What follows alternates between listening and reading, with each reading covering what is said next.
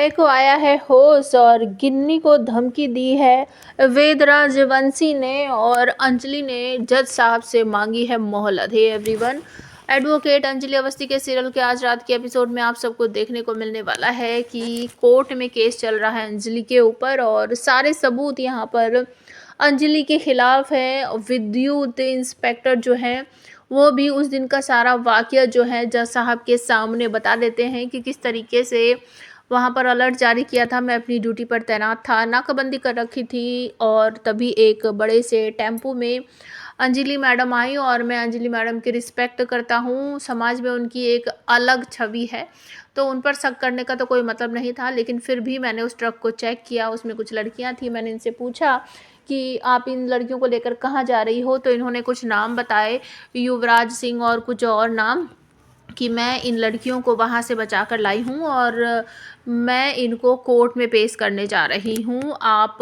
CCTV footage वगैरह भी check कर सकते हैं सर। मैंने ऐसा ही बोला था और मैंने इनको जाने दिया। अंजलि खड़े होकर विरोध करती है कि नहीं सर, ऐसा नहीं हुआ था, जज साहब ये बिल्कुल झूठ बोल रहे हैं।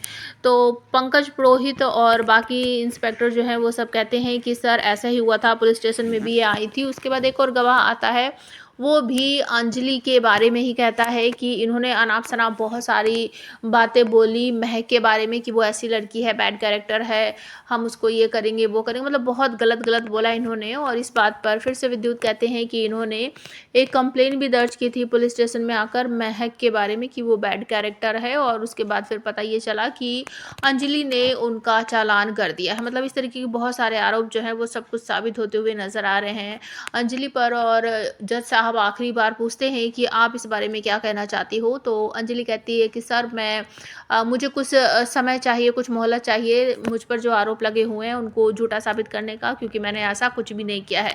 तो जज साहब उनको अगली डेट दे देते हैं कि अगली डेट तक आपको सारे सबूत ढूंढ कर लाने ही होंगे।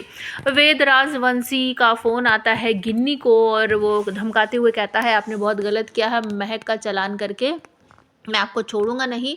और ये जो आप डबल गेम खेल रही हो ना अंजलि के साथ, वो मेरी माँ है, मैं आपको बिल्कुल नहीं छोड़ूंगा। मैं पहले एक माँ खो चुका हूँ, इस बार मैं दूसरी माँ बिल्कुल भी नहीं खोने वाला।